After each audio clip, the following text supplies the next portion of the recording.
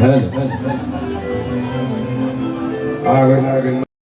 Guys जैसे कि आप लोग देख रहे हैं पवन सिंह क्या कर रहे हैं स्टेज शो पर। तो गाइस मैं बता दूं, अगर आप लोग अभी तक हमारे चैनल को सब्सक्राइब नहीं किए हैं तो इस चैनल को सब्सक्राइब करके एक लाइक करके और कमेंट जरूर कर दें कि क्या पवन सिंह जो कर रहे हैं क्या वो वीडियो जैसे ही ऐसे भी फनी क्लिप लेते रहते हैं। पवन सिंह एंजॉय तो लेते ही रहते हैं स्टेज शो पे या ऐसे मूवी में भी, तो ऐसे ही स्टेज पे भी इन्होंने मतलब मस्ती कर ही ली, थोड़ा सा एंजॉय ले ही लिया।